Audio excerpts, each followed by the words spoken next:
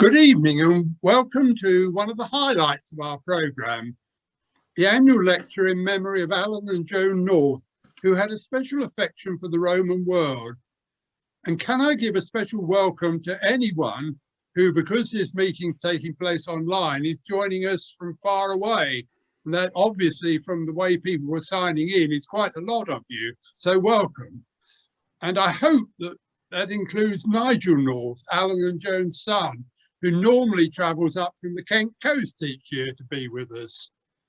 Now, because of the excellent publicity that our membership secretary, Matt Beamish, has sent out, there's very little that I need to say by way of introduction. The first lecture took place in 1989, so by my reckoning, this is the 33rd in the series. We travelled across the Roman world over the years, but this year, we turn our attention to Roman Leicester. Our speaker is Nick Cooper, and I'm tempted to use that well-worn cliche, who needs no introduction, because he's been involved in local archaeology for at least 40 years. He graduated from Leicester University's Department of Archaeology and Ancient History in 1984, and then took a diploma in post-excavation studies. He worked as a research assistant within the department, joining the then recently established University of Leicester Archaeological Services, or ULAS, in 1998. And he was appointed their post-excavation project manager in 2006. He's taught undergraduate and postgraduate courses, as well as the Certificate of Archaeology. And he's the author and editor of a number of major publications.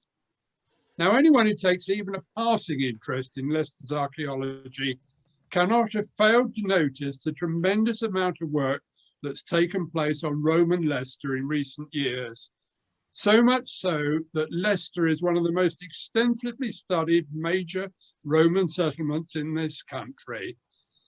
Nick has been involved closely in this work and so is ideally placed to present tonight's lecture on Roman Leicester Transformed. So we look forward very much, Nick, to hearing what you have to say. Thank you, Bob. That's brilliant. Shall I share the screen? Hang on a minute.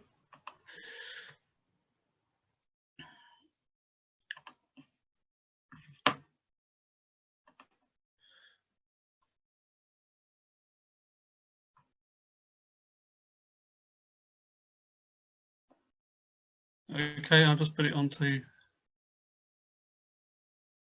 lecture mode.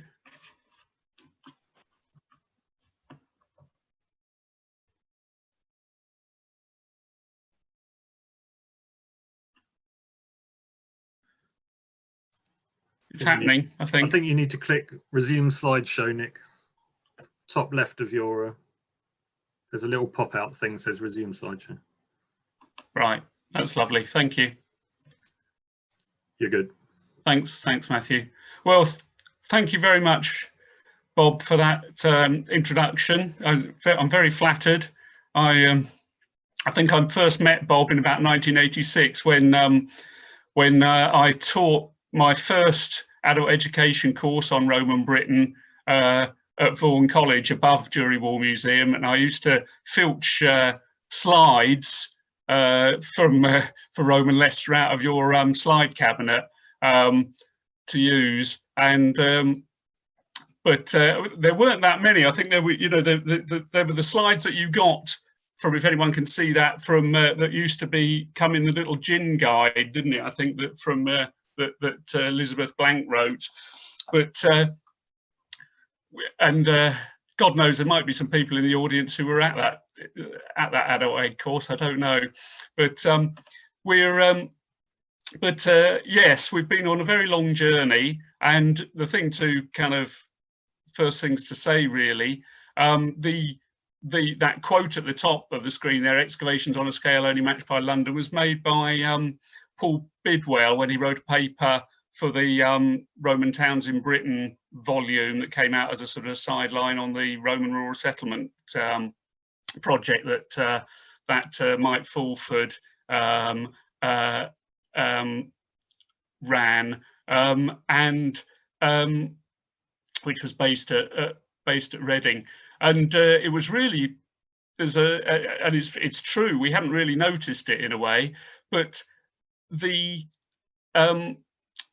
two pillars really that support that contention have allowed us to do so much work in Leicester really are twofold, really. There's the legacy that was built up from the 30 years of the Leicester Archaeological Unit, and the foresight of appointing Jean Mellor after Max Hebditch as what became senior field archaeologist, and a pioneering appointment of a woman to a pioneering post, you know, and there weren't very many cities at that time that had dedicated archaeology. There wasn't any funding to go with it other than herself. And she says in her, if you know her 25-year paper in Transactions for 1992, she recalls that the annual budget was £1,500 to £2,500 a year, and you had to fund several excavations on that and pay volunteers and everything. I mean, it was amazing. I mean, you think we charge £1,500 to, you know, probably to do a small watching brief or you know, desk-based assessment or some small kind of bit of field work. So in terms of funding, things have changed. But what was important was that around Jean, we started to get an amazing team built up, and they included obviously Patrick Clay and Richard Buckley, who then went on to found the University of Leicester Archaeological Services in 1995. And the second plank really is the advent of developer funding in 1991, with the change to a sort of a polluter pays principle, and we had the structure to allow that to start to happen. And we have big iconic structures that we all know and are familiar with now in Leicester. And Leicester is kind of unique in some senses, and this is why it kind of competes with London, in that it's different to other historic cities in that it hasn't got a kind of a fossilized core like maybe a York or a Lincoln or somewhere like that, where you don't get a lot of actual development going on within the walled town. Of course, you know, we've had a town and a city that has developed continually, and each generation has ploughed up what was there before, dug it up, reused it, and so it's not surprising that there's no visible archaeology above the ground apart from the jury wall. And of course, the jury wall was preserved because it became incorporated into other structures for much of its existence. And so it's been that the pace and redevelopment of the city that has allowed this to. You notice that couple crossing there crossed when it was a green light. No wonder they're running. And the beginning of that, really, if we look at 1988, was the Shire's excavations. There's Dear Alan McWhirr interviewing Richard Buckley there on site, and this was important because it was our sort of first really big scale excavation, and as under the archaeological unit, and it was probably Richard's last opportunity to actually do any digging himself. Those with sharp eyes will see that Joe Strummer from The Clash was helping us out as well, because he was on a sabbatical at that time. But the second of those excavations really was Causeway Lane, and that was the first one that really came under that new legislation, and it's the site of the new tax office. I'll point it out on the map in a minute, but it was up until then the largest scale excavation that had gone on in Leicester, and was funded fully by the Inland Revenue. And that really set the tone, if you like, for the next 30 years, really, of the main funding stream. And that's what's underpinned ULAS, obviously, for the last 25 years. of its existence. Okay, let's go back to 1987, which is the publication of the Leicester Town Defences, and try and sort of contrast what we knew 30 years ago or so with what we know now. And what you notice is that we knew a fair amount then about some of the major public buildings, obviously Kenyon's excavations of the Jury Wall, the Forum, which had had various bits of work done during the 60s and early 70s, but relatively small scale, apart from the 1971 two excavations, but very much reconstructed the plan from a small number of different bits of lengths of wall that have been joined up, because we know what Roman Fora looked like, basically, in terms of what their plans. The other major public building we knew a bit about from Waiture's excavations in '58 was the Market Hall, or the McKellum. We don't know whether it was actually a market hall, but it's a big basilical building and must have had something similar. And obviously there was a lovely townhouse underneath it. Now, contrast that picture, and actually I should just note, if we go back there, that one of the things that we had to add to where we knew there were Roman structures was the number of tessellated pavements, which is shown here as black squares. And it's interesting that in areas where we have worked since then, i.e. the northeast quarter and increasingly the northwest quarter now, including Stibbe building, which we'll obviously talk about, you know, there were a number of known mosaics that obviously did belong to you know, substantial townhouses, and showing that you know, Roman Leicester was quite a substantial and wealthy town.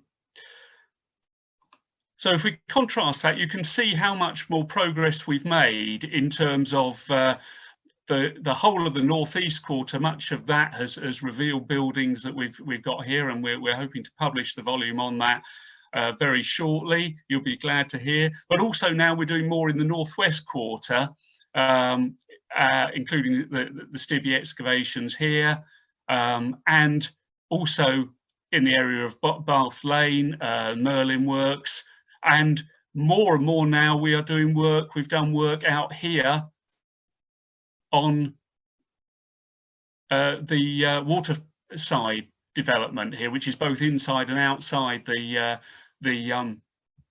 walled area of the town. And the bits of building, Roman buildings, aren't shown on this plan. That's just in post excavation that at the moment. But these are the major, some of the major sites there. But just to sort of contrast, now this is looking for the northeast corner of the town, and if we flick back, the view that you're getting really is exactly the same. All of the buildings pretty much that you can see there, looking from the northeast corner, are actually ones that we are attested archaeologically. That's the so you know, there's no big lies going on or anything. You know, this wonderful plan that was done, a lovely view that was done, painting by Mike Codd, an absolutely wonderful illustrator who helped us with the High Cross excavations, and obviously we've published his work in the Visions of Ancient Leicester booklet as well, which I'm sure most of you will be familiar with. But you know, if we look here, we've got the Forum Basilica, we've got the McKellum, we've got Jury Wall Baths, we've got the Vine Street townhouse there, we've got the buildings that were on Sandvigate next to the defences. So a lot of this stuff is all archaeologically attested, which is great. And obviously we've got the evidence for the defences around the outside of the town. This is looking at you know, the late 3rd century town, essentially, when the defences start to be built in stone for the first time. Now this is again looking from the northeast quarter, and this is looking over the town. I'll just point out some of the main features. This is the city centre here, the main sort of shopping axis. There's the clock tower there, and Granby Street and Gallatry Gate going up there, and High Street going along there, going out westwards. The this shows you how the walled town relates to that. Here, the old Roman and medieval walled town of Leicester, and this is where the jury wall is here, just to orientate yourselves, and next to it, St Nick's Church.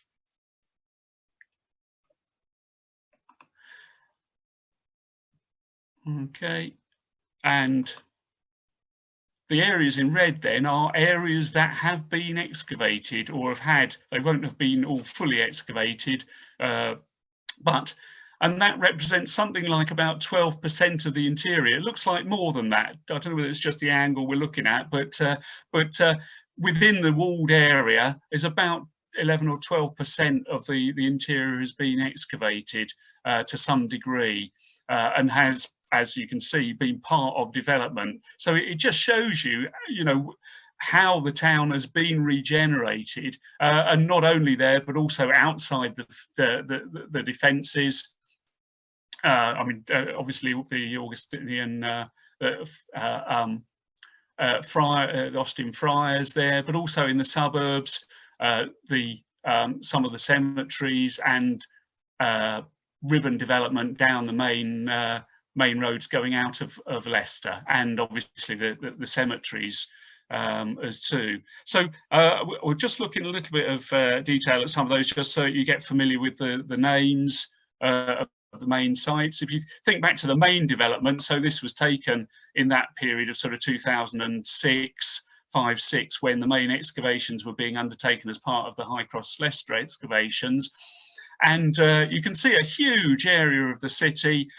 This is the site of the Causeway Lane Tax Office that was excavated underneath in 1991, and the Shires in the original shopping centre in 1988-9, and then the extension to that Shires development that became High Cross Leicester Shopping Centre is the major thing there. And that obviously was a frighteningly large project that I had the pleasure of overseeing the post excavation on, and marveling at the huge amounts of money that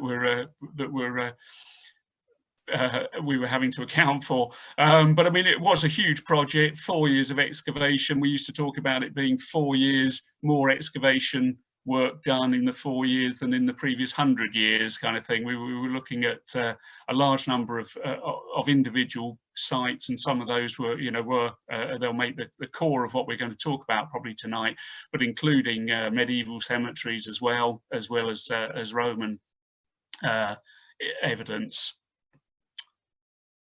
And you'll be familiar with what was then built over the top of it, the High Cross, the car park over Vine Street, and the main bit of John Lewis's over the site of the original site of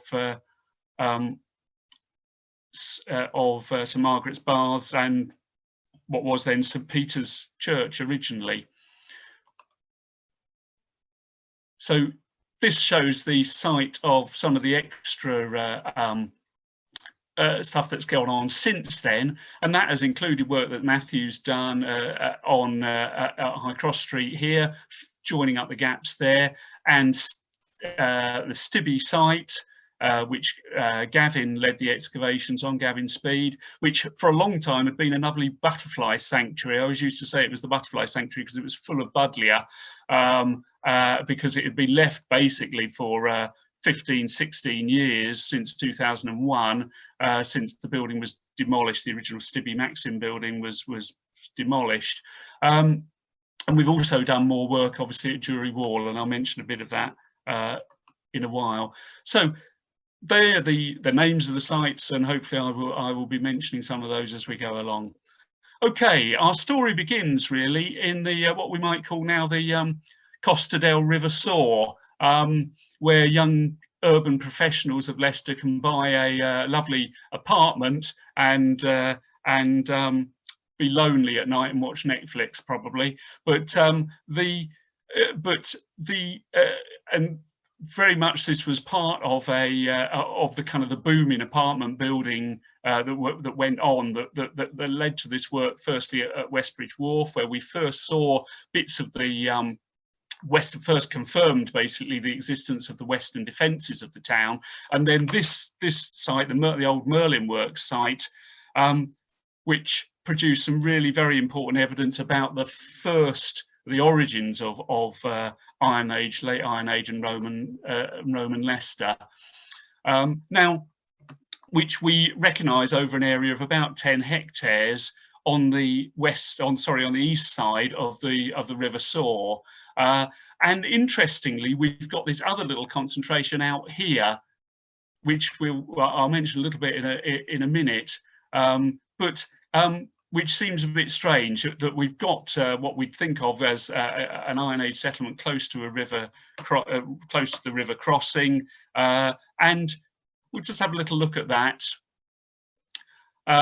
This was a reconstruction drawing done by Sarah Jeeves many years ago now, but showing possibly the layout of an Iron Age settlement, or I mean, I think Martin Millett was the first person to actually refer to it as an oppidum, in the same sense that you might talk about somewhere like Camulodunum or Verulamium, or any of those major settlements in the southeast that were were integral to the story in terms of the sort of the early invasions by initially by Caesar, and then obviously Claudius in 43, and the defeat of those.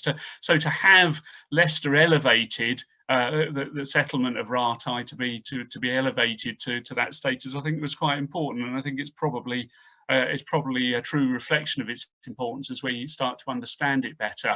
This is a Simon James reconstruction, not of Leicester, but just shows you what the interior might have looked like. Originally published in the Archaeology since 1945 British Museum volume, if I remember rightly. How happy we were is how Oscar Wilde termed it, as he put words into the mouth of the children who were occupying the giant's garden.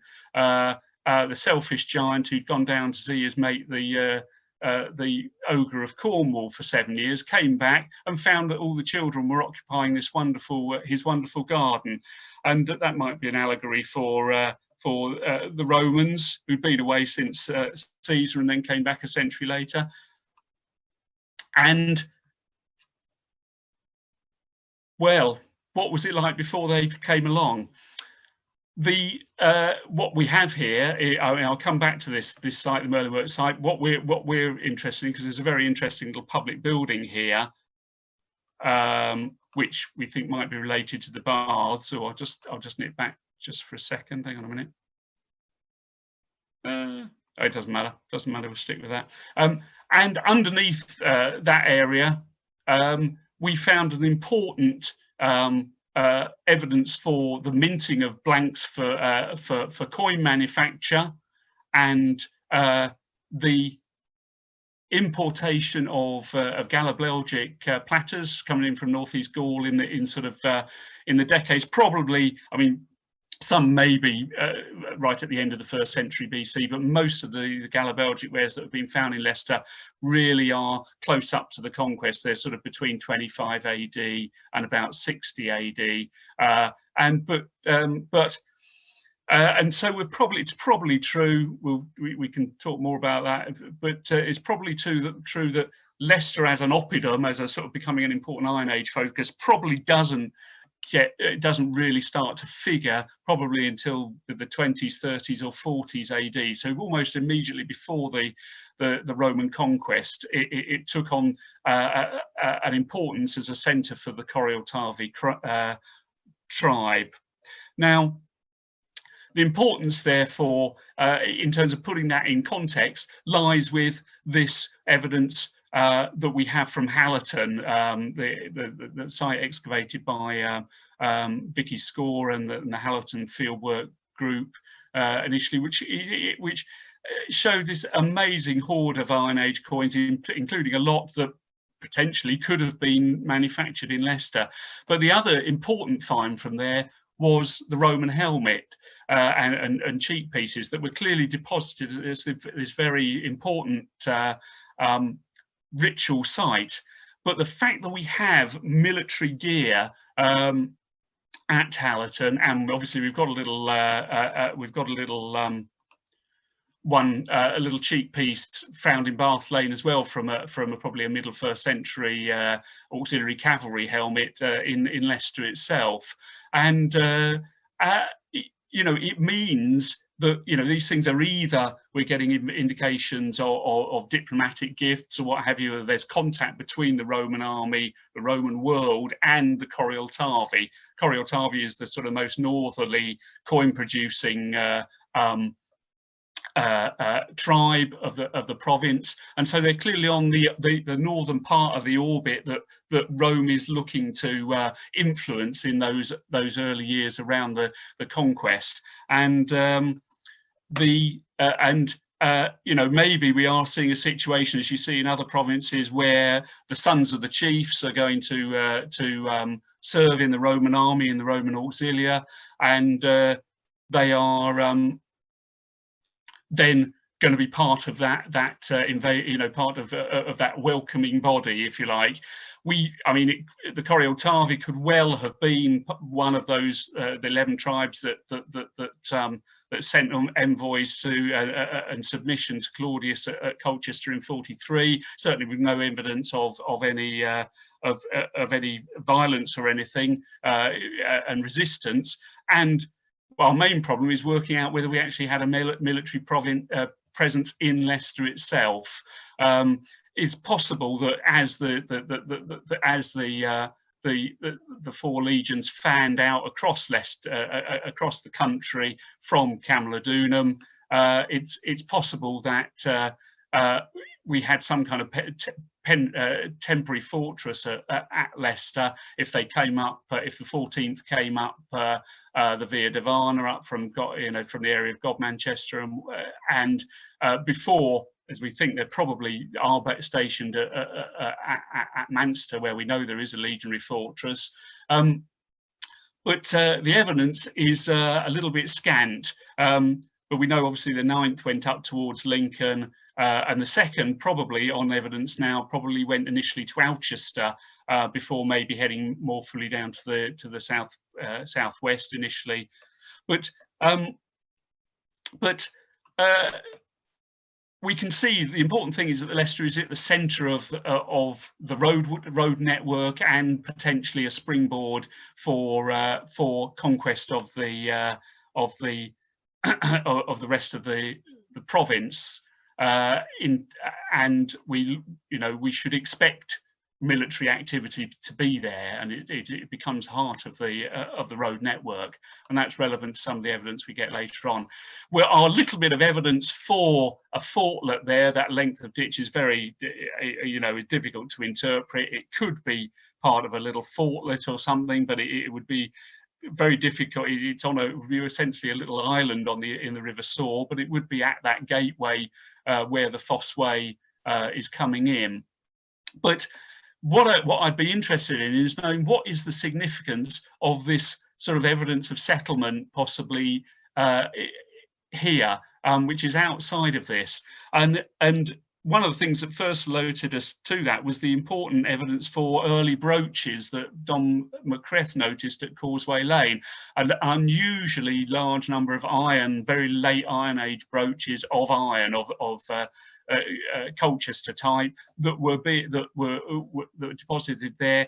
Much like any of the cities in the southeast, it's a very unusual assemblage, and so we've got bits of evidence that might point not only to the importance of Leicester, but the fact that maybe there was an area of maybe of exhalation fortress or some kind of fortress in this area here, and this little settlement here essentially was maybe a bit of a vicus outside the east side of it. We've got these bits of the helmet. There are other various bits of 1st century conquest period, including the little armilla, which came from here, the little wristbands that were given out for bravery under Claudius and Nero to people who were involved in the invasion force to Britain.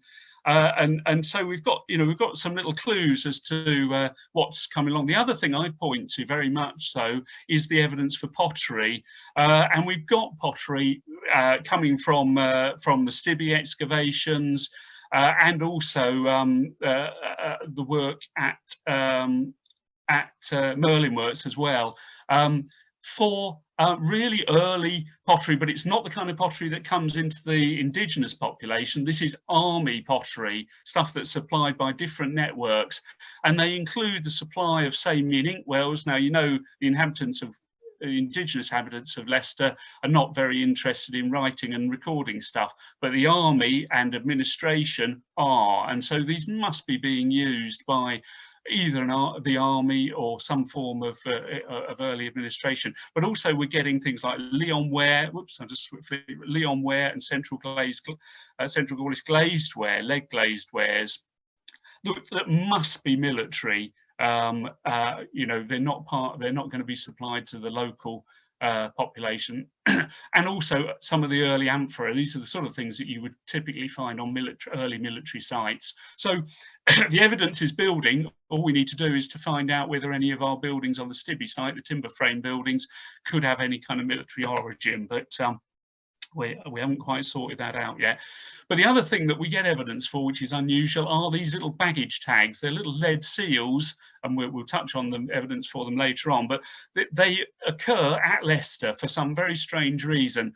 They usually occur on military sites in the north, where there are a lot of goods coming. Now they're used to secure with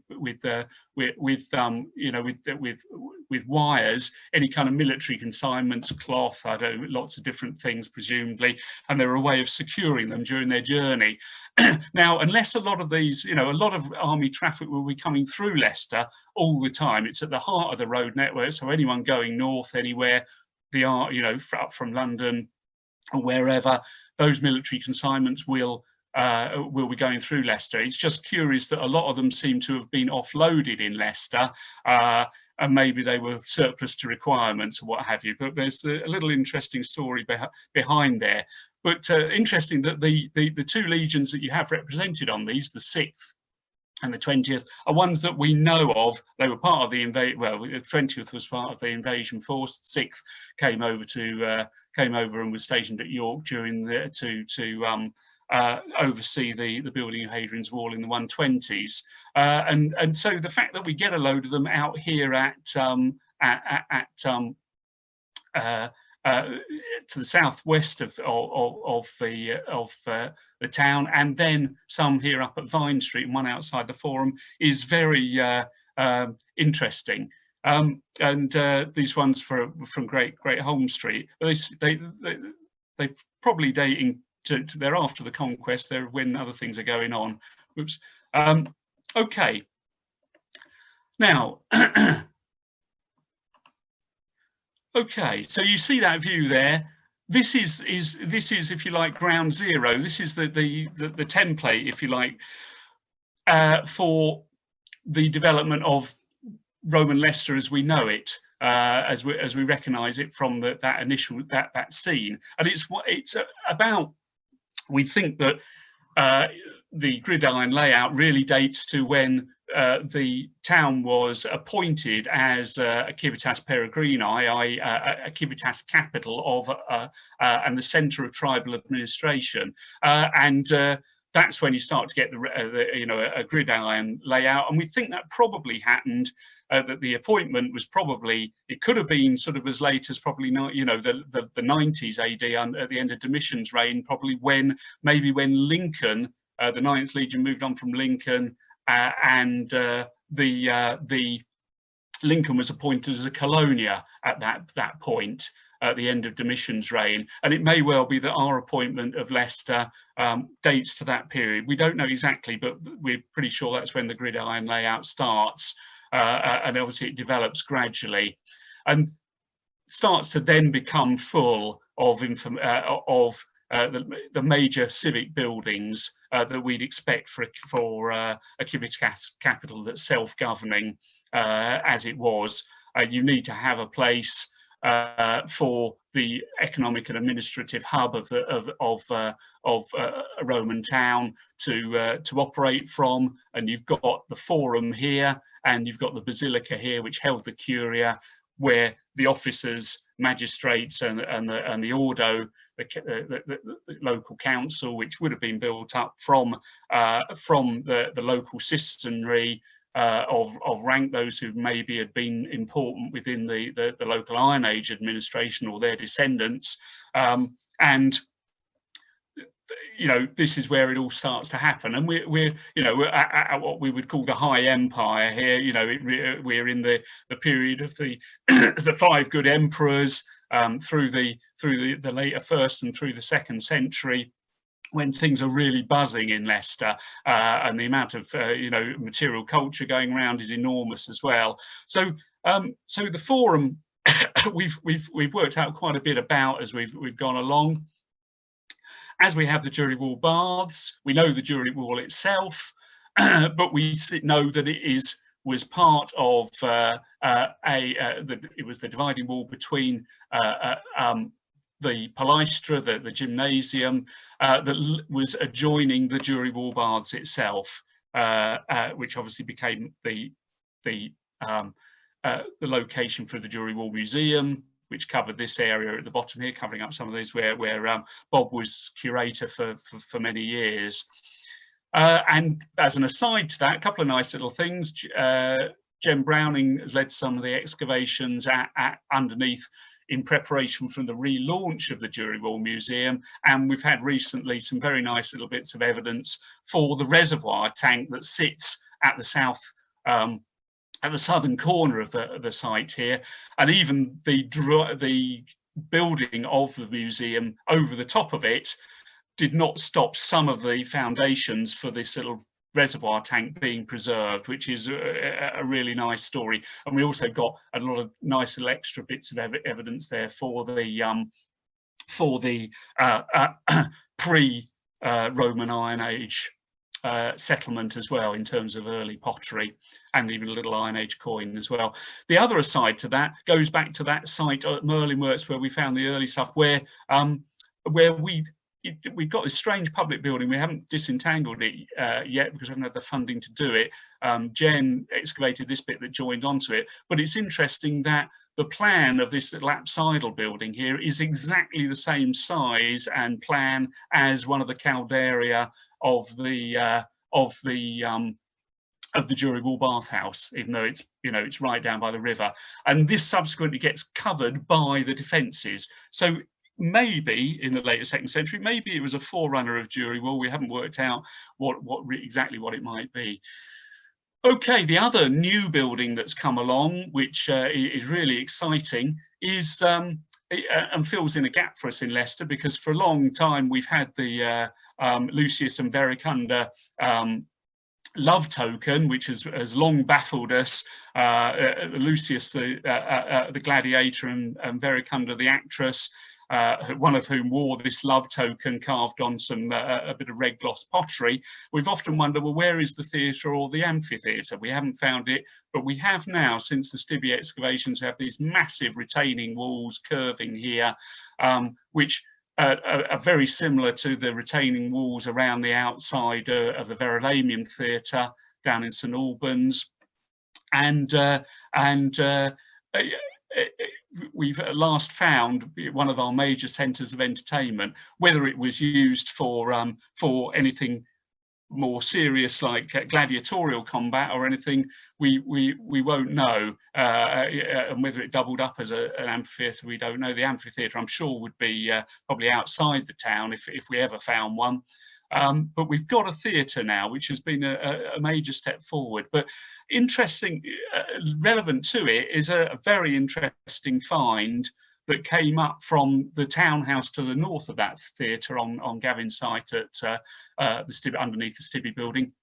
And it was this little object here, which is doesn't look much to look at here, but it was lying a bit. It may have lain upright, but it was lying in a very late mortar floor underneath a very late mortar floor covering one of the late rooms when one of the townhouses has started to go out of use, and it's the same part of the same townhouse that produced these wonderful mosaics that we'll look at in a little bit more detail. But this object, which is a key handle, is probably one of the most important finds that's ever come from Leicester, quite frankly.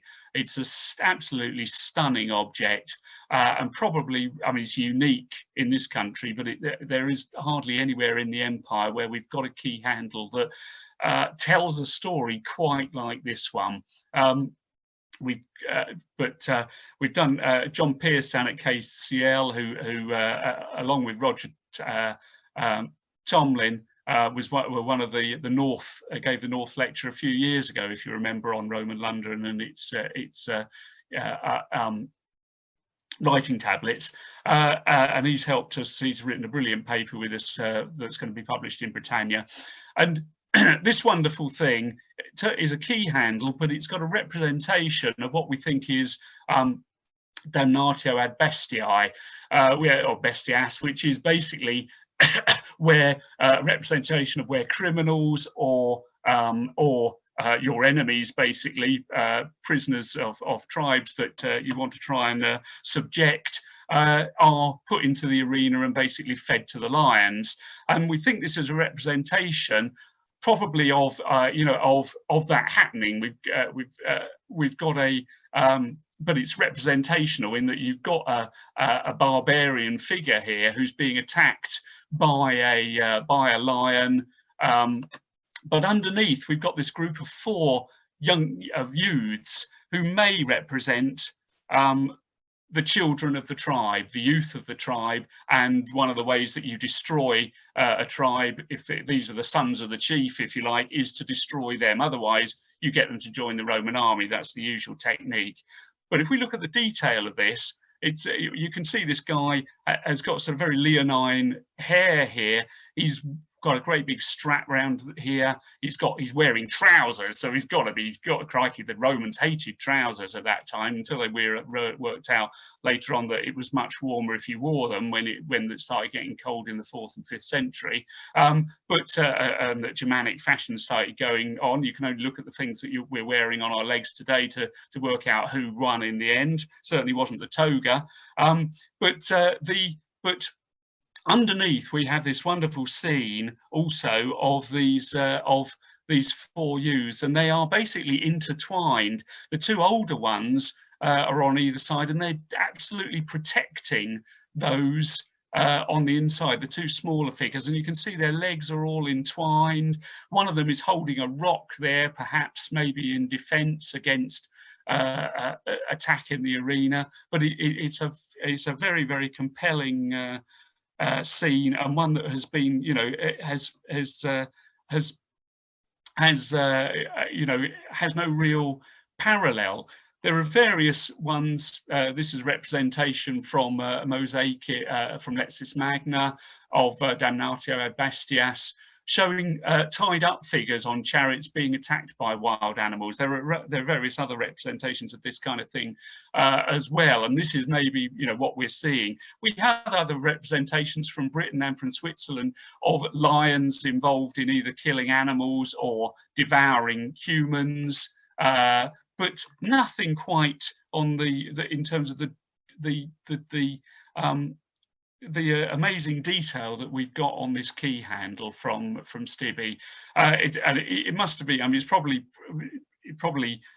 an early Roman object that was probably maybe maintained importance throughout and was handed down as an heirloom, and then eventually got deposited maybe as a foundation deposit when that new floor was laid down, and it obviously had some form of ritual significance. Now, when you've been to the theatre or the amphitheatre, or you've been whacking great buildings, what do you need is to have your local delicatessen to give you that nice sandwich that you need at lunchtime or at the half-time when the half-time whistle goes. Now, what we have south of the Forum on South Gates and on the road coming in and out, coming in through the South Gate, is a lovely evidence for a colonnaded walkway and row of shops. Now, okay, it ain't exactly Pompeii, but we've certainly got evidence here for stone foundations for pillars that would have supported. The actual evidence for the shops is quite perfunctory. It's obviously been destroyed, but we have an amazing cesspit, latrine pit in the rear of the plot, which contains all the evidence that we need. Now, you wouldn't want to think about what goes down your toilet, but I tell you, archaeologists love it because the conditions in there allow for the mineralization of finds and allow us to see some amazing stuff. Now, you can tell which objects probably passed through someone's gut and ended up in the latrine pit. Probably wasn't the pottery or these whacking great off-the-shoulder scapula from beef, but these very small things here, little things like fish bones from both sea and freshwater fish, fig seeds, grape seeds, opium poppy, also used as for flavouring as well as for anaesthetic in medical terms, but also cherry stones. So there are things in here that people in the early 2nd century would not have been eating in Leicester, 50 years before. And so we're starting to get a taste of what people are eating in Leicester, but also what things are available at what we've called a delicatessen. The reason why we think it's a shop rather than a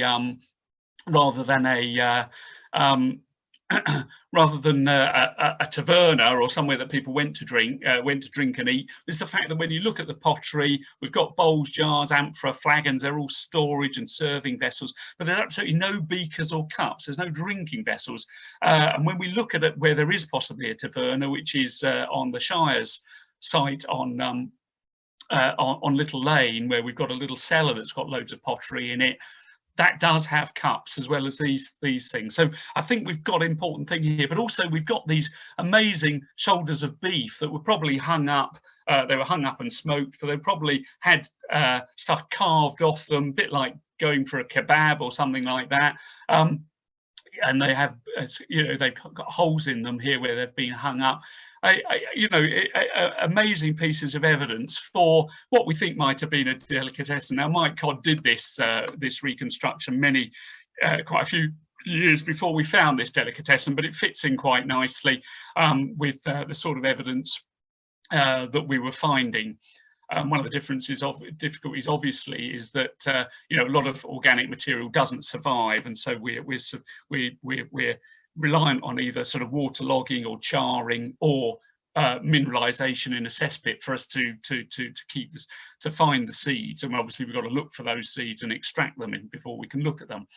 But that's lovely. It's so lovely, this illustration. Those who are familiar with the Ladybird books from the early 60s and what have you, it's right up there, absolutely wonderful illustrations that Mike's done.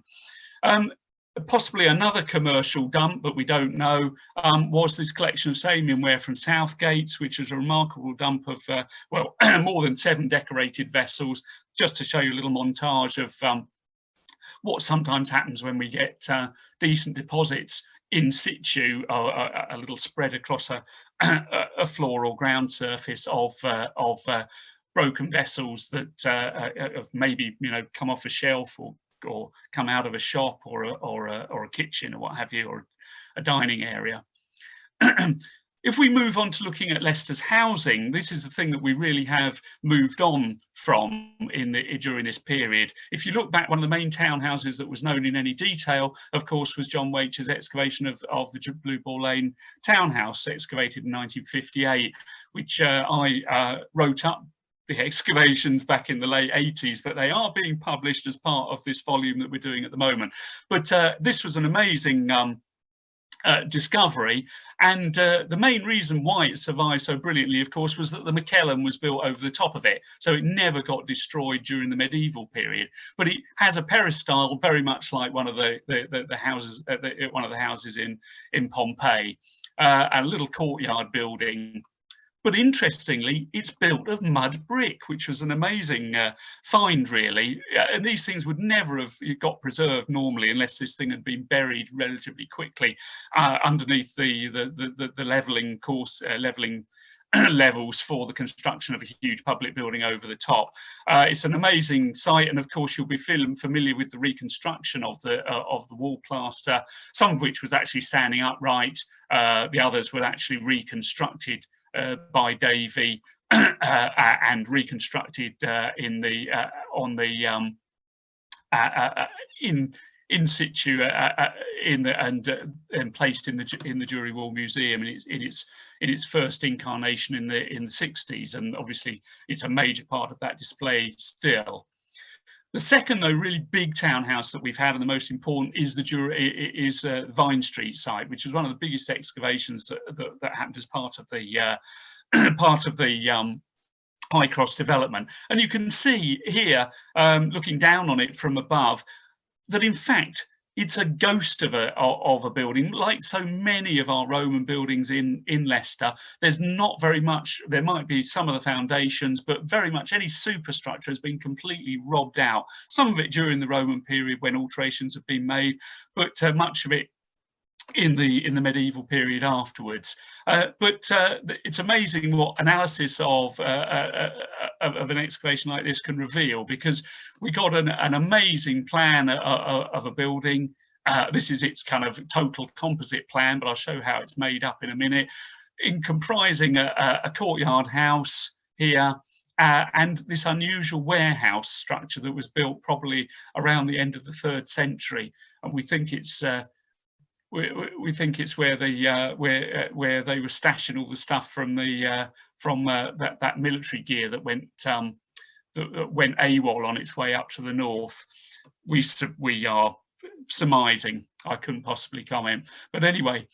But obviously Rome's not built in a day, and during the early and middle 2nd century, that road junction there is occupied by some very little, almost what you'd call rural housing, and there's probably farmyards and stuff going on. There's evidence for ox goads and things. It's essentially within the town. Obviously the town isn't technically walled at this time, so it's still an open settlement. But quickly, as we get into the middle of the later set, we have the first trappings of some really quite luxurious housing going on. But up against the road, you've actually got things like workshops and things at this time. So you've got a series of little strip buildings along this road frontage here in the northeast corner of the town. And, whoops, I've gone backwards, sorry. Just waiting for you to spot my deliberate mistake there. But this is what it grows into in the early 3rd. All of those buildings are consolidated into this wonderful, what you'd think of as a Mediterranean townhouse, which is very much privacy indoors, and you know, its public entrance is in here, and your guests and your clients and what have you are shown in here, but you've got them private dining rooms and things here. Let's see how it cuts away. Okay, I've got the cutaway drawing of that. I don't know what's happened to that. Oh, it'll come in a minute. But as ever with buildings, they get interesting when they start getting knocked down, because once while they're standing, no objects get dumped or anything, and so they're kept clean. And what we need to happen is for these things to be demolished and for things to start to go into disuse. Then we start to see the rubbish building up, and that's when finds people like me are interested. But what starts happening is that a wonderful building starts to go into disuse, and that a lot of the parts of it turn into workshops and smithies, and our warehouse over there. This is a little cutaway of what it was like in its heyday, and we can see evidence for roofing claims. It's also the home of the Vine Street mosaic excavated and discovered in 1730, and we can now know exactly what room in that building that was actually taken out from. And we have some other bits of sort of corridor mosaic and things, but unfortunately, because of destruction, very little other mosaic or tessellated pavement was preserved. But that's pretty normal for Leicester, unfortunately. But one of the things that happens when things fall into decay is that things get stashed and hidden.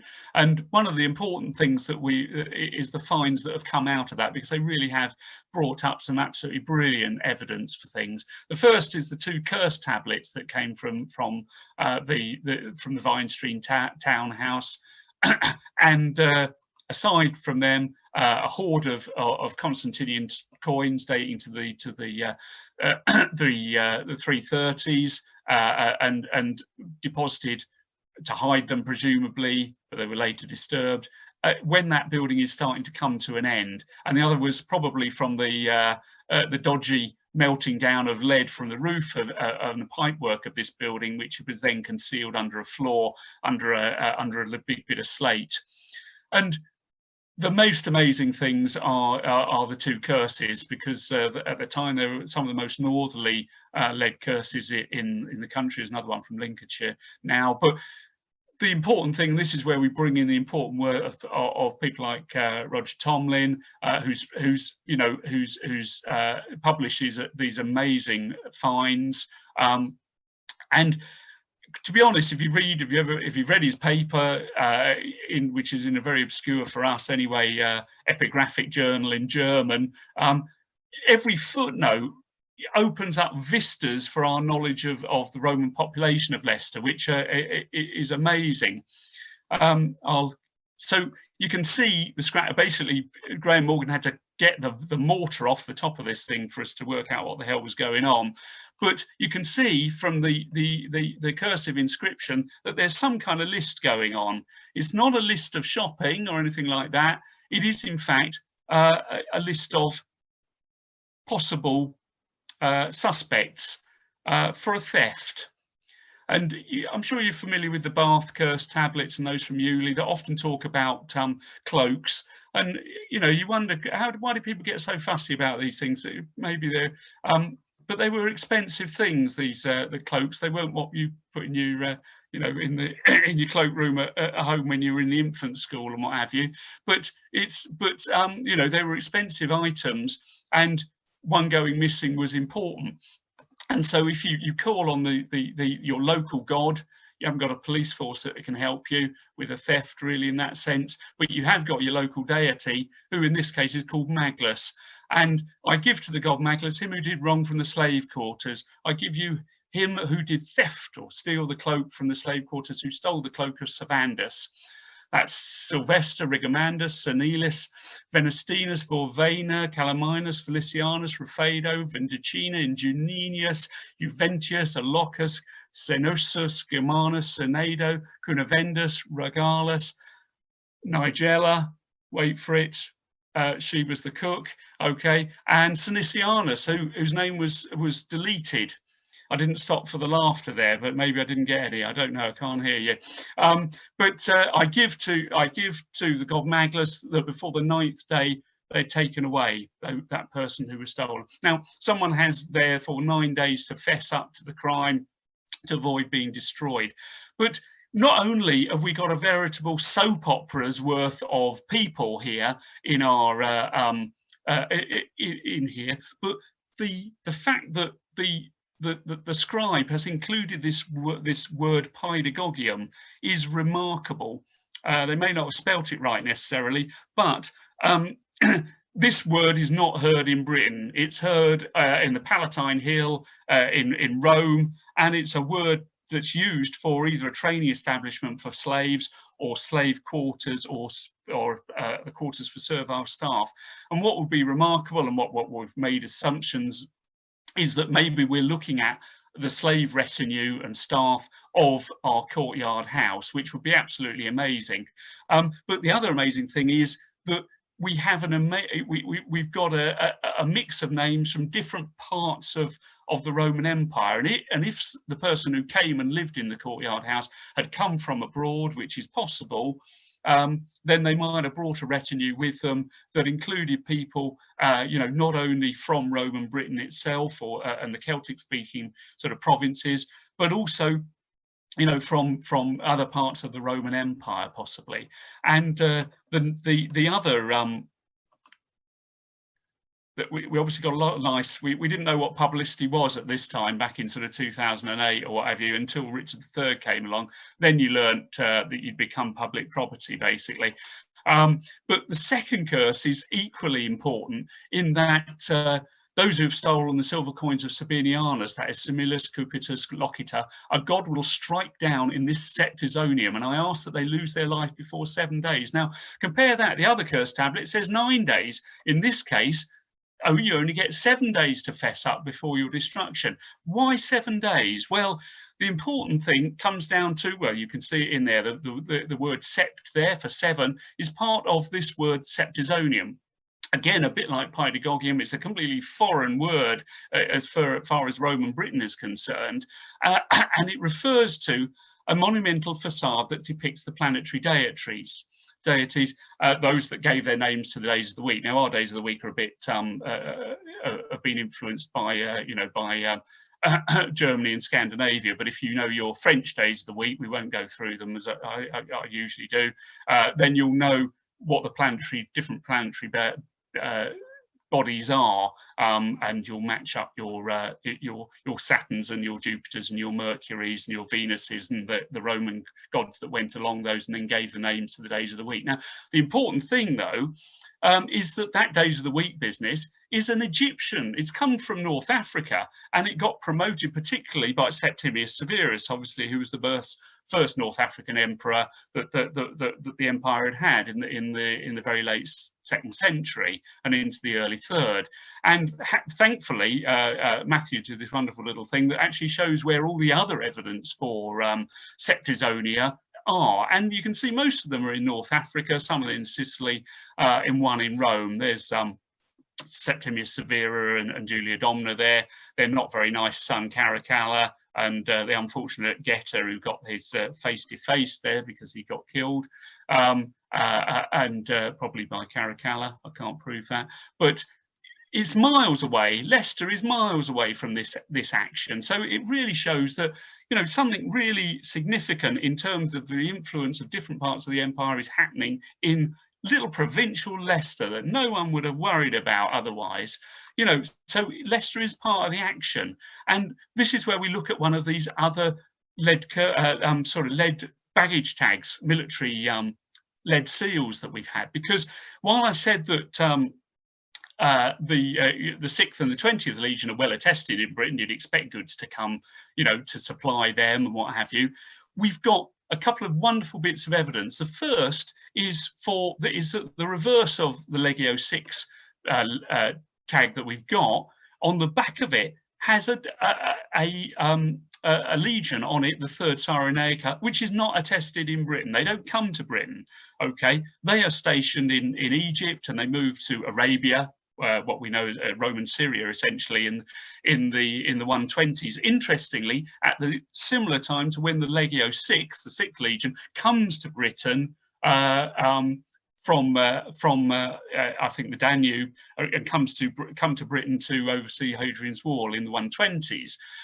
And so we've got evidence for someone, maybe we're looking at a centurion or what have you, who joined the 6th Legion from the 3rd Legion and came therefore to Britain, maybe retired, brought their family here, who knows what's happening. But we've got this very important little baggage tag. But alongside that, also an absolute unique representation of the Egyptian god Anubis, who is here on this ivory box fragment. Thank God that Hilary Cole spotted this when she was doing the assessment of the stuff from Vine Street, because it could have easily slipped through. But this is a representation of an Egyptian deity, Anubis, crouching in the lotus flowers with a spear here. It's a very martial representation, and Egyptian soldiers loved representations of Anubis wearing Roman armor, represented as a Roman soldier, and it was a very popular figure within the Roman army in Egypt. So what the hell is it doing in Leicester? This is the question we need to ask. Does it mean that someone from North Africa, or who certainly served in North Africa and brought with them this ivory box, is living in our courtyard house. We don't know a date.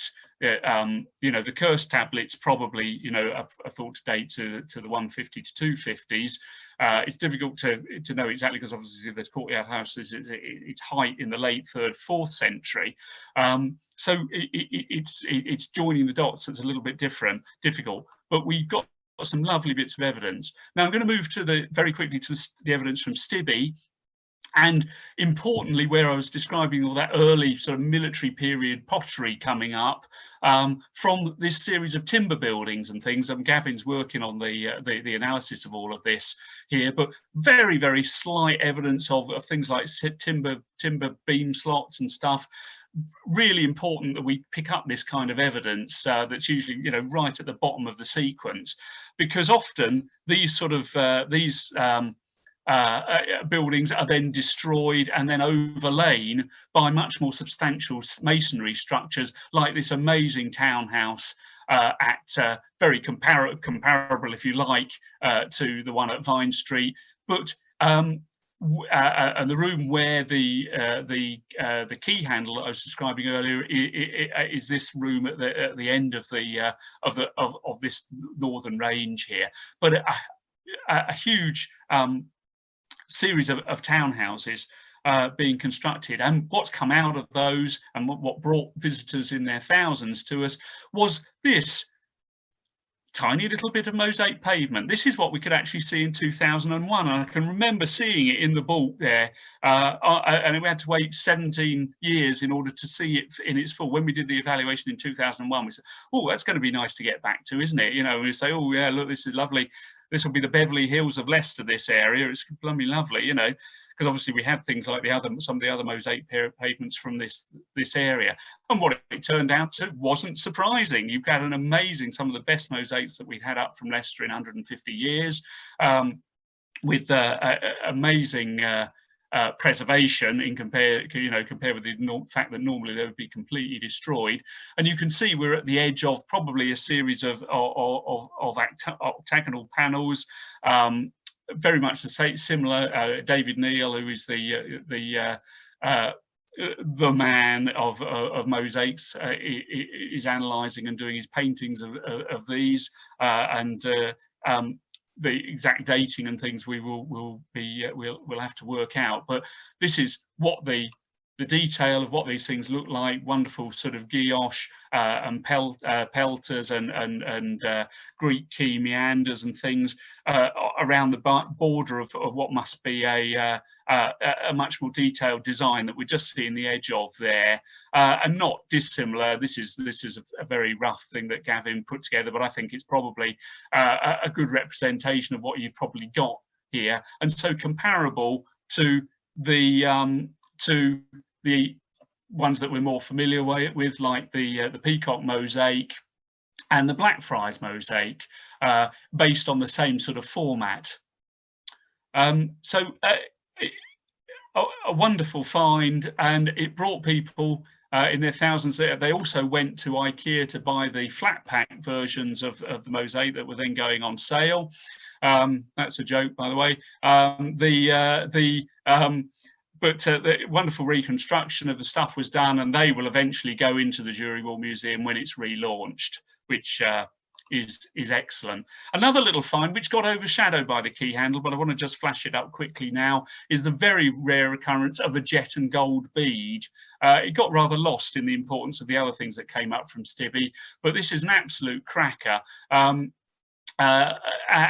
to find them with gold on is very rare. There's only 1 or 2 occurrences in Britain, one from Kent, where we get this happening. And the kind of jet beads we're talking about are sort of the ones that like the Catterick Gallus would have worn up in Catterick. Probably a bit chilly out there, maybe.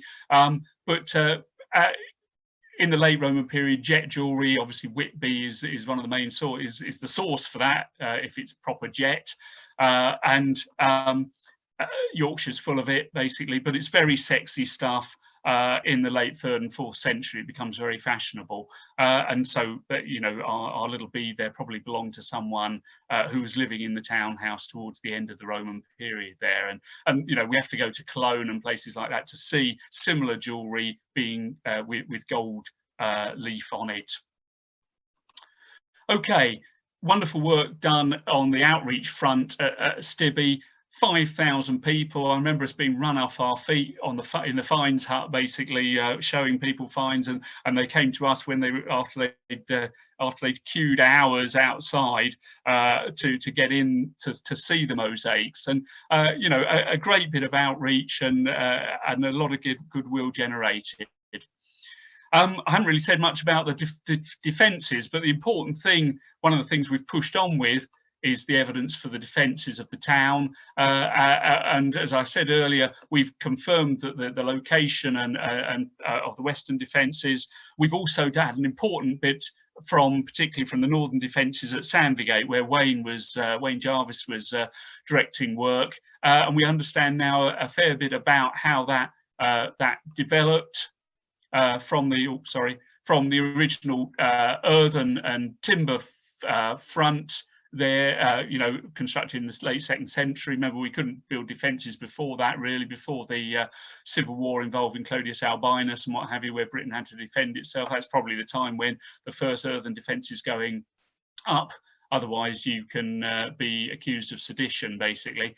But they obviously take on a much more important role later on, where administration and the need to gather taxes and trying to generate civic pride and things lead to the construction of stone defences and things like interval towers and things like that during the later 3rd and 4th century. Now, so we've got some wonderful sections across the defences. Okay, the other important thing where we've made a lot of progress is in the area of burial. And we've got some amazing evidence for cemeteries. There's been a lot of work done, Archaeological Solutions worked out on the Clarence Street Cemetery, published in 2005 in Transactions. There was a lot of important work done by Lyndon Cooper and John Thomas and Mick Derrick on the Newark Street and York Road, Oxford Street cemeteries, and they've started to show stuff up. And Matthew and Richard Huxley worked on the Western Road Cemetery, which a report has just been completed on. But the main thing that was coming out of all of that work, importantly, is particularly the evidence we get about individuals from Leicester, and particularly what they're wearing. Now, the cemeteries we've done in recent years have thankfully had grave goods with them in profusion, and we've had some very interesting things coming up, not just sort of pottery and things like a little kind of perfume flask in one case at Western Road, but also a very enigmatic, possibly Iota Chi Christian symbol jet ring, coming from maybe dating to a period where you had to be a little bit more secretive about your adherence to Christianity. There's a bit of debate. You ask one Christian expert whether it's a Christian symbol, and they say it is, and then you ask another one, they say I don't think it is. So it's one of those tricky ones. It's just an X and an I. They're not a Chi Rho symbol that would be maybe a little bit more obvious, but wonderful find that from John Thomas's site, and the others are important sites from Western Road that we're going to have a little look at now, and that's been important for so many reasons as well. Down by the river here, a lot of them very close to being washed away by the river as it's changed its course gradually over time. But some pretty good preservation of stuff. But one of the things we've importantly been doing in recent years with this cemetery particularly is applying radiocarbon dating to it. And that's shown because we've always tended to think of our cemeteries as being sort of 3rd and 4th century, and they definitely grow at the time when the defences are put up around the town from the late 2nd onwards. And often a lot of the activity that's going on, the domestic activity goes inside the defences, and then the rest of the areas outside tend to become cemeteries. But what the radiocarbon dating tells us, though, is that actually quite a few of our burials are actually in the late 1st century and in the early 2nd century, and they go right through until the early 5th century, late 3rd, early 5th in some cases. And that has thrown up some really very interesting evidence.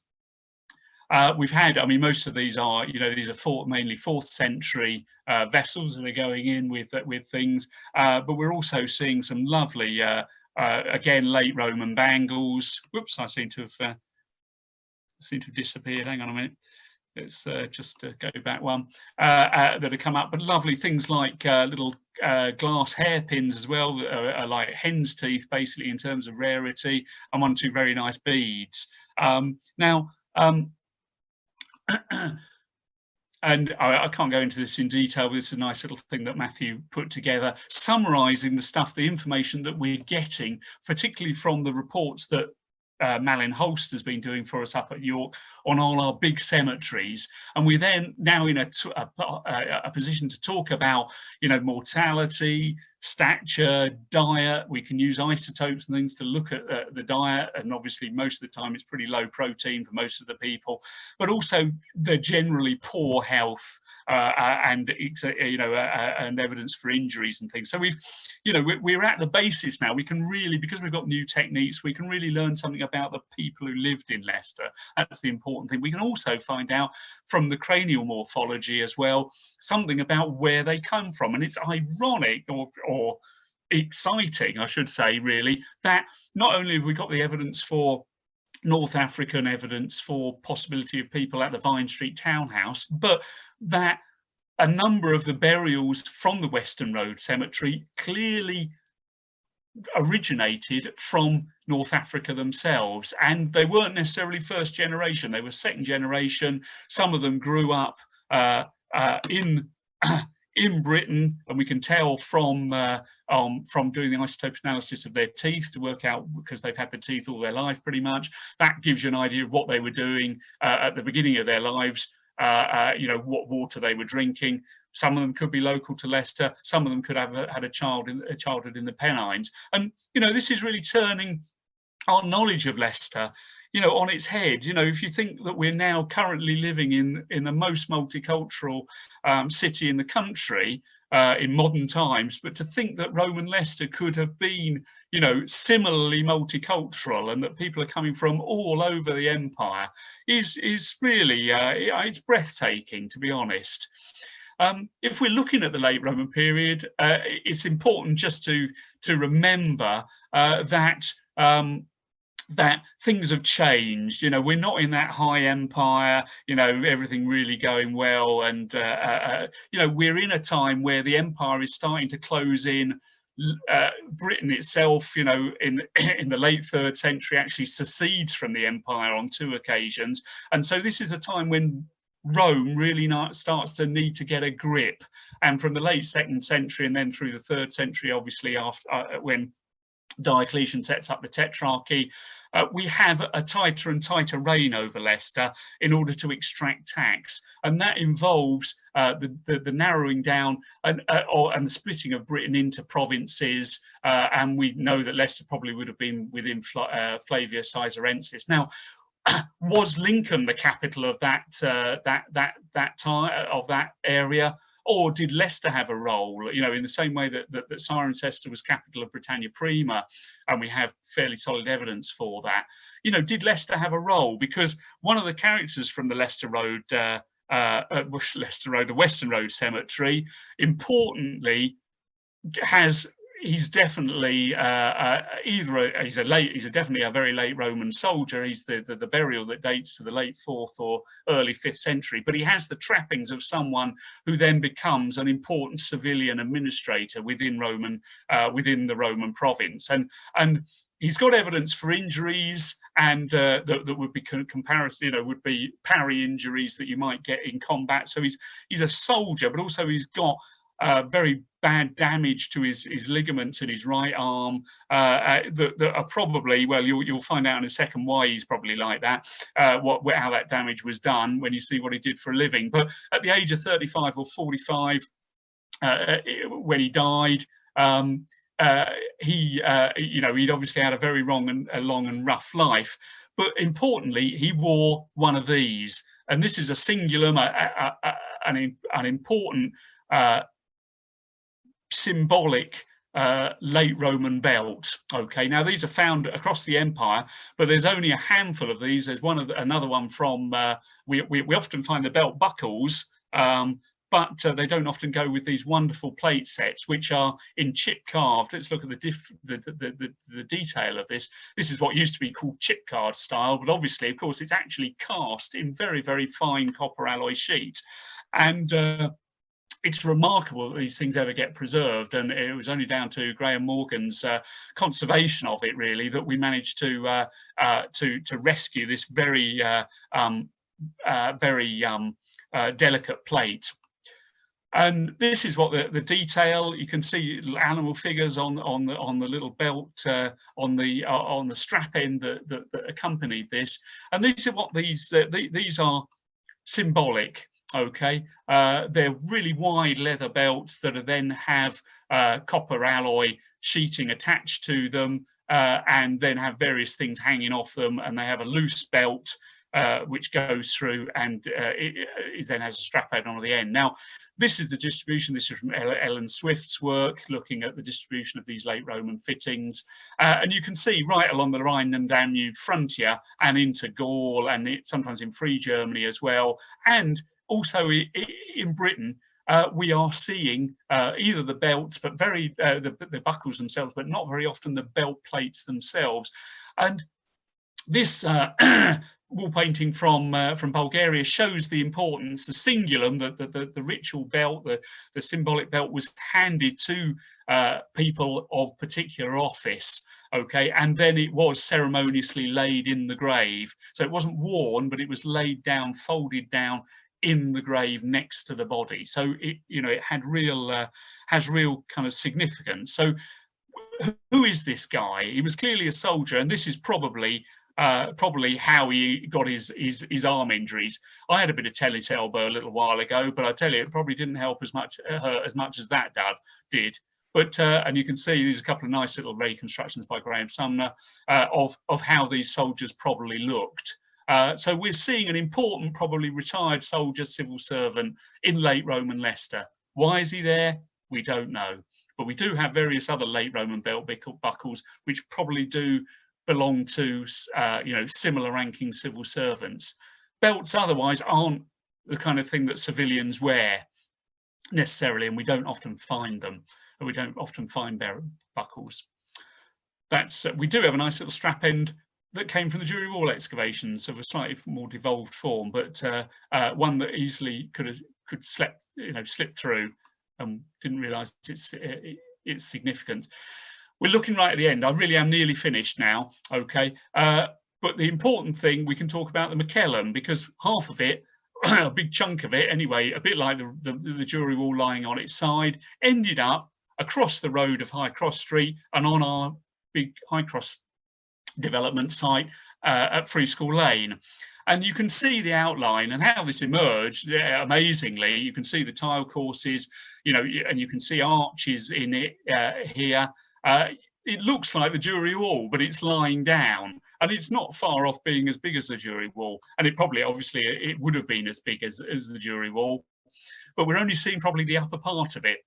If we look at where it actually came from, it's the upper part of the wall. The rest of the lower part of the wall, as it collapsed, probably is under High Cross Street, and we're probably never going to get an opportunity to have a look under that, and has been buried under there since medieval times, when the street was first laid. But you can see this is the Macellum here, and the gable end wall of it adjoins that site, and it obviously fell down across the street, which was a Roman street as well, and fell down and teetered. Must have teetered for a while, because it didn't actually fall down until the Anglo-Saxon period, because there was very late Roman pottery and early Anglo-Saxon pottery buried beneath it. So it probably didn't fall down until the 6th century. We didn't find any Saxons trapped underneath or anything, which is a bit unfortunate. That would have been quite a nice story. But it probably didn't fall down probably until the 6th century. So we get this sort of picture, if you like. and hard standings were hard to come by in those days. And when you got a nice bit of firm ground, what you do is dig a grub hut into it. And this is a little Saxon Gruden house cut into that that structure, which is pretty lovely, because it allowed Mike Codd to do one of those very picturesque reconstructions of the wall having collapsed. And this is one of those kind of, you know, Roman Leicester in ruins kind of ideas. It must have been, because large parts of the town, you know, the public buildings hadn't been, they'd gone into disrepair, and in the following centuries they would start to collapse, and they would be robbed for their stone, which ends up in the churches and other structures and in the defences. And, you know, Roman Leicester is robbed from that time on. But we get a nice picture of this, and High Cross, the site at Free School Lane, you know, some of our first evidence for Grubenhaus, so sunken feature buildings, actually inside the town, and that was very important. Okay, hot off the press, I thought I'd just include a couple of some recent finds that literally have come up in the last couple of weeks. Because I haven't mentioned some of these sites otherwise, but a watching brief on the Waterside site, next to where we know there was a Roman house. A water pipe trench went through, and we got some absolutely lovely Roman wall plaster there, with a little kind of well, I don't know exactly what you'd call a bit fried egg kind of design there, and then some kind of very watery, you know, maybe there's a little aquatic scene in there, who knows, but some kind of very lovely green wall painting there, but recorded in situ, because the thing falls apart, of course, as soon as you start to try and excavate it. Several things have come up from a site we're doing in the south part of the town as well. Again, they've got cesspit, and that's lovely. Didn't come from the cesspit, I don't think, but wonderful that we got a little early Roman needle. But it's just not just a needle, it's actually got some thread going through it, which is a remarkable find. Never seen a Roman needle with actually the original thread still going through it, which is absolutely lovely. And then one of the lab assistants said, "What's this I can see under the microscope from this latrine pit?"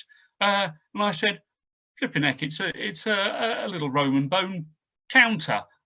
Very, you know, not unusual finds, but it's a lathe turned one. You can see it's got a little lathe pointer mark in there, and it's been carved with a little radio. You know, it's very typical Roman bone gaming counter, only you know, about 18 millimeters across. You know, it's tiny sort of thing you play tiddlywinks with or whatever. But interestingly, it's got a little scratch on the other side. Now, often you see X's on these sometimes. I don't know whether that is. You can see faintly an X. It might be a 1, I suppose, but it could be that it's been subsequently marked by someone. So it's a valued gaming piece with the value of 10. Now, these other things here, I know you're wondering what those of you who used to go fishing when you were kids probably use these things or something similar. Housefly maggots. These aren't. These are latrine fly, because you'd expect if you're in a latrine, the thing you get an awful lot of will be flies, and these are evidence that have come up. Will Johnson has just given us, has just extracted these from the fractions that have come out of the deposits, the bulk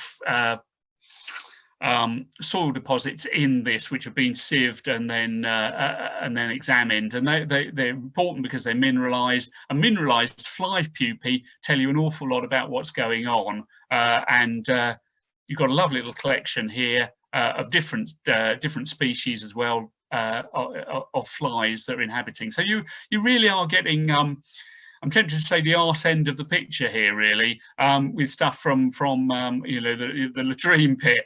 It really, you know, this is where we're going to find out, as we've always wanted to do, about what ordinary people are doing, and that, after all, is what the archaeology of Leicester is all about.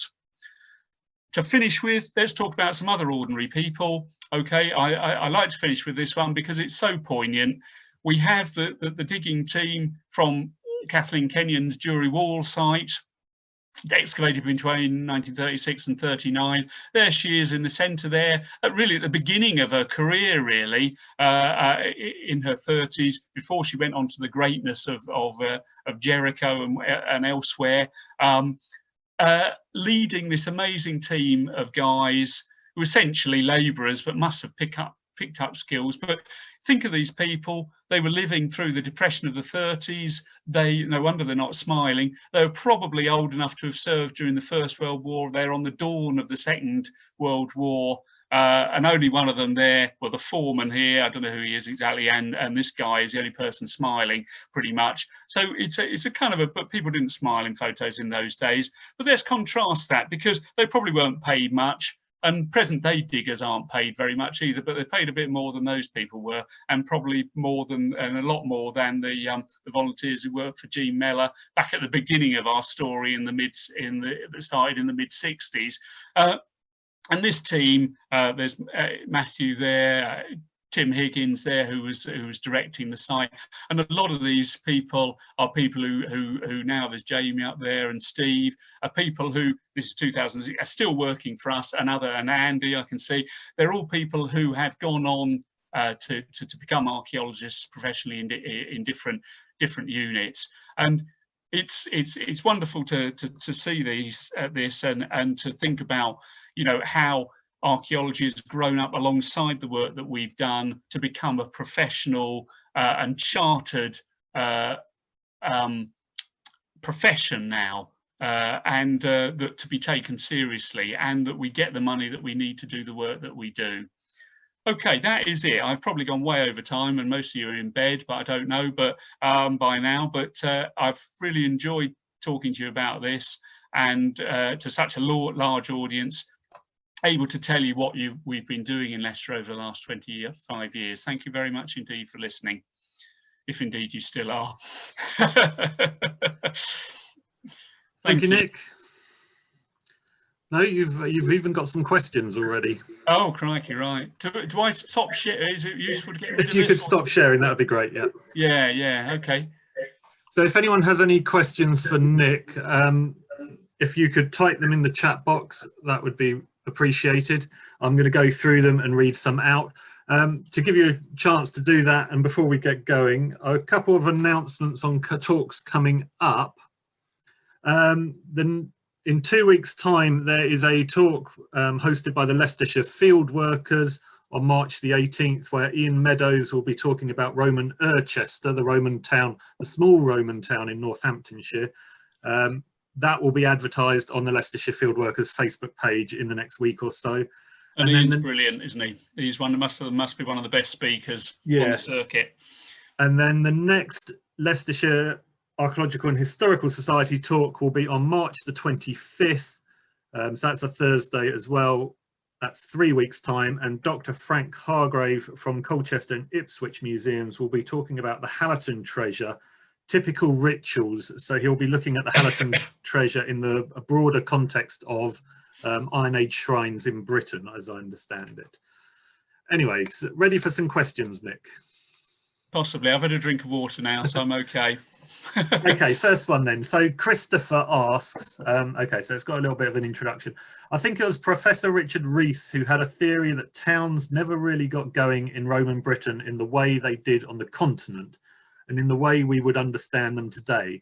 In your opinion, is this the case for Leicester, or would you say Leicester was an important and well-used town throughout its life? Yeah, I mean, Richard Rees, one of my absolute heroes when I was a student. We were forbidden by John Wacher to read his articles that he used to write because he was so inflammatory. But there's a degree of truth in what he said, particularly in terms of the sort of the way that way that towns changed in the late Roman period. I mean, I mean the amount of I would say that that Richard Rees had a good idea, and there was certainly, you know, he used to refer to things as things called towns rather than actual towns. And one of the problems in Britain, obviously, is that there wasn't the infrastructure politically at the end or towards the end of the Roman period in the same way as there was on the continent. And so those continental towns did survive and had those kind of political institutions and economic institutions survived. So I think, you know, it's to do with what happened to Roman Britain, particularly in the late Roman period. But I do think that, you know, towns were integral places, and they were important economically initially. Their economics later on probably declined because things became, probably the small towns became more important. And, you know, we have to think particularly about the importance of tax gathering and all that kind of stuff, because probably the small towns, when we lost contact with the continent, didn't import pottery and other things on such a lot, you know, as we get into the 3rd century, definitely, you know, the situation is starting to change and things are becoming a lot more parochial. And a lot of what you're seeing in the late Roman period is that centralized Roman administration starting to strangle that local administration, if you like. You know, probably the forum started to go out of disuse, and they probably all met down the pub instead of going to the curia anymore. And so that you know, that's how I think it happened. So he had a great idea, and it stirred us up and made us look. But it's true in some senses, but not in others, because they were, particularly during the High Empire, very important economic centres, as places where goods came through and where taxes were gathered and things like that. But you're probably right that in the long term, we didn't catch the Roman bug in quite the way that they did on the continent, and that has something to do with where you know, how Britain got isolated really in the later Roman period, I think. But I hope that's answered your question. And I might ask you what you think. I don't know. Okay, next then. So Nick asks, what is the status of the proposed Leicester aqueduct? Well, who knows? I always thought it was a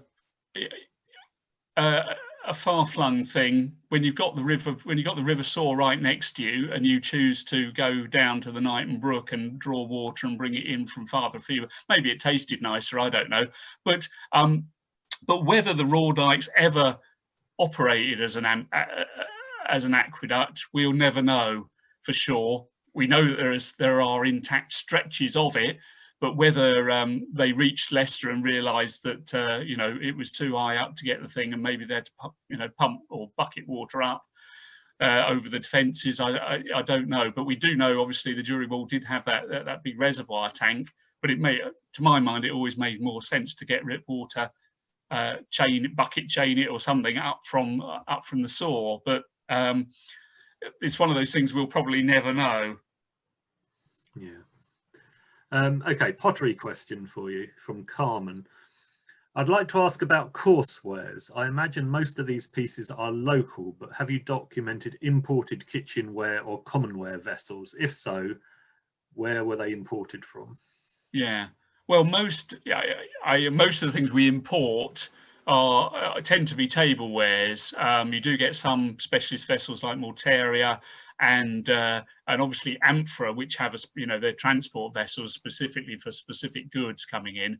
And it's not often that coursewares, in terms of sort of more utilitarian vessels, come in from abroad, and they're usually produced within Britain, and sometimes usually within about sort of 15 to 20 miles of Leicester, and they come into the local market, and some of them bartered around. There's an industry in the Leicester Forest area to the west of Leicester, and there's probably quite a big rural thing going on. As we get into the later Roman period, obviously there are big rural industries like the Nene Valley, Manchester, Oxfordshire as well, that do supply things over greater distances.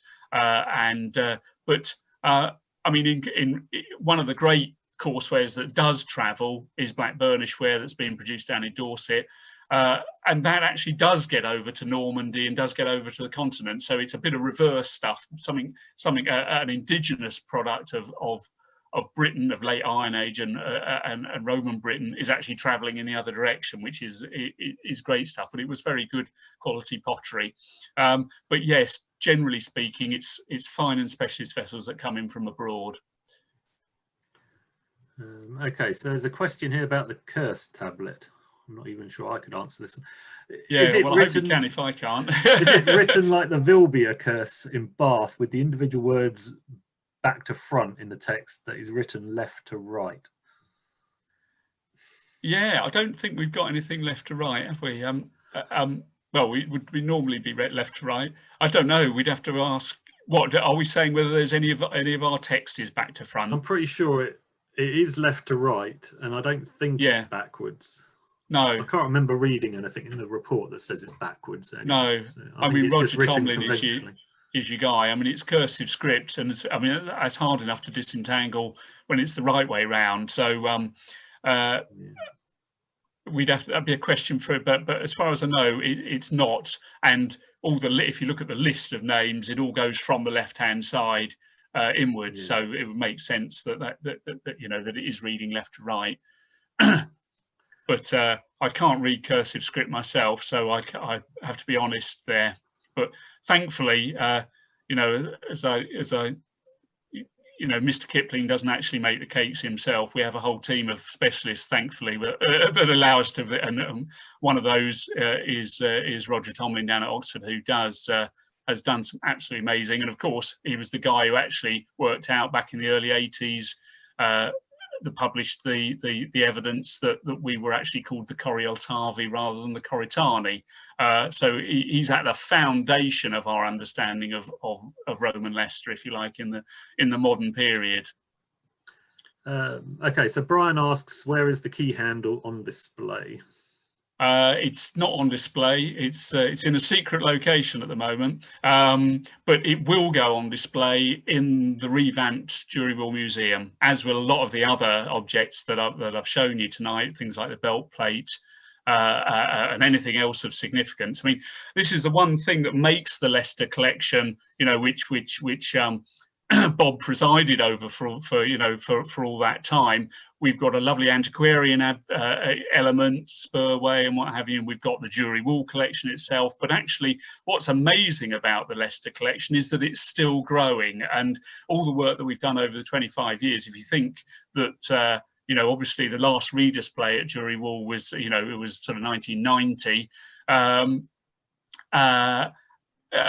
You know, we've got loads of new stuff we can add to it, and it would be lovely to see. We know that the work's going on. We're doing the archaeological work ahead of that. We've put the lift pit is going in. The building is going to happen, and you never know, even Vaughan College on the top floor might even get a look in, the much lamented and lost, where I first cut my teeth doing teaching about Roman Britain. So that's where it will be on display, but it could be several years ahead, I imagine, but they are designing the displays as we speak. And Matthew is actually going to is writing the guidebook sort of as we speak, possibly. So it's all happening. It just may take a while.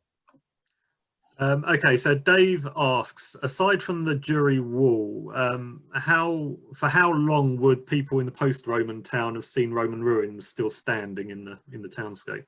Well, I think it's important that if you look at the line of High Cross Street as it goes into its southern part to swing round to go through the south gate, it actually goes around the position where the forum would have been. So it's safe to assume that the bases, the lower superstructure of a lot of these buildings would have survived well into the post-Roman period and probably into the early medieval period, because and then the medieval streets went around them, simply because people didn't need to rob the stone until well into the medieval period. So most of our robbing of the buildings takes place in the 12th, 13th, 14th century, sometimes as late, if you think of St Michael's Church on the Vine Street site, which not until the 15th, the time at which that got demolished, and other things, sometimes they're not getting robbed out until much later on. But I think they would have been a feature. It's unfortunate that we will have lost a lot of those relationships because of later robbing, later medieval pitting, garden soils and all that kind of thing. We are unfortunate in Leicester in one sense in that we get to do lots of developmental work. That's fortunate, but we're unfortunate in that most of the evidence, because of the processes that we're seeing now, are essentially ghosts of buildings. They have been robbed out, and that often we won't get floors We get wall foundations, but we don't get anything really in terms of superstructure, unless you get very peculiar situations, often where a building has been buried by a building during the Roman period, as at Blue Boar Lane, and where the Western defences went over that putative early bathhouse on the Merlinworth site on Bath Lane. So I think they would have featured, yeah. Okay, so we've got 2 more questions and then we'll wrap it up, I think. So David Ramsey asks, has the Vine Street building materials been traced back to quarries? Only by David Ramsey, I think. I mean, he did some brilliant work on finding where the Swidland slates were coming from. The fact they probably were coming from Groby rather than Swidland, and we did some wonderful little bits of work showing where the little inscribed lines were on the back of tiles, showing how they might have been shaped and prepared to go on the roofs. So in terms of the slates and things,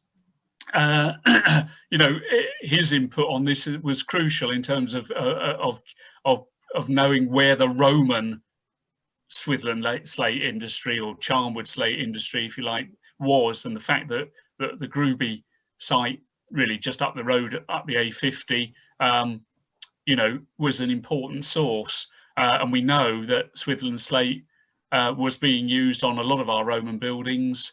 It was travelling down. Obviously, it was travelling down to lots of other places. He's mapped where they go, but it was clearly used on the Forum. It was used to roof some of the Vine Street townhouse. But obviously, Roman ceramic tile that was probably being produced in kilns just outside the town. And we know from Stibbe we've got a huge from the well a huge agglomeration of Roman tiles that were all sealed together that got overfired in the kilns, and they can't have travelled very far. So presumably kilns were on site pretty much, or maybe just outside the town walls, maybe, in terms of where ceramic building material was coming from. But certainly the slate, but other building materials like the mosaic tesserae and things, there's been some interesting work done. Obviously, we know that the grey ones are probably Danehill sandstone. They're coming from literally just outside the town. The red ones are usually tile that's been chopped up. Obviously, occasionally with the St Nicholas mosaic and grey and Blackfriars, might have little bits of Samian ware were actually used. But also, Alison Tasker did some very useful work that was published in Britannia a few years ago on the origin of the chalk tesserae, and whether any of those were coming either from Yorkshire or Norfolk or the south coast. And there's some interesting work done in terms of looking at the tiny microfossils in the chalk in order to work out where they came from. So again, there are new techniques that are coming in that are starting to stretch our horizons on understanding how these things got here. Okay, so there's been lots of nice comments and thank yous, which I'll send on to you tomorrow, Nick. So final question from Dave: where would you like to dig next? Well, I have to fess up now, because I never dug on any of these sites throughout my 35 years of working on Leicester archaeology, but Matthew certainly has done, and a lot of the team, all of the team, have worked in Roman Leicester.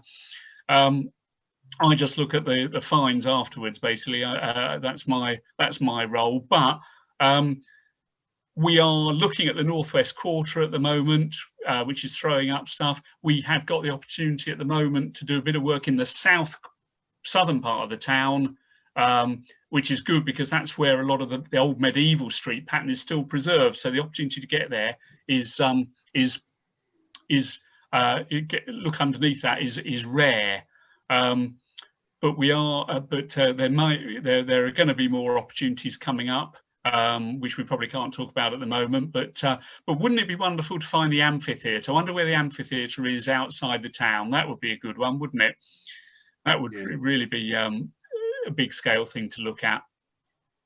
In fact, the last amphitheatre I excavated on, the only amphitheatre, was the one at Silchester in 1984. It was one of the first digs that I went on. So that's my experience of amphitheatres, basically, or digging on them. But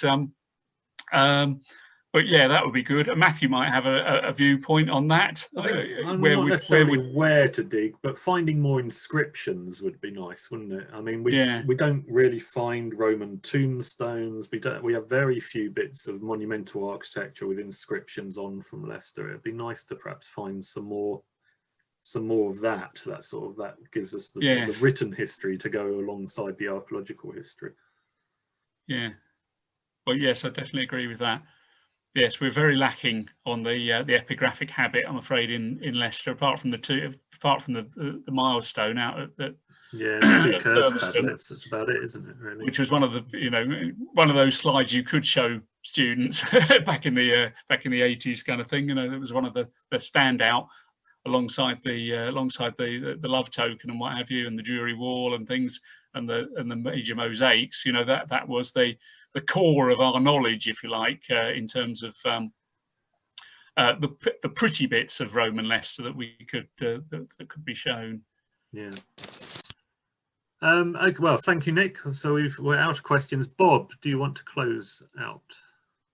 Yes, please.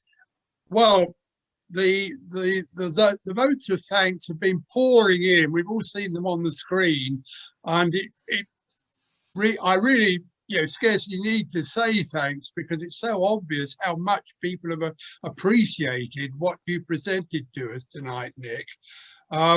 As the former curator of the Jury Wall Museum, as you pointed out, I found it particularly fascinating. I'm very jealous of my successors who will be responsible for this fantastic archive and the opportunities it's going to be is going to give us.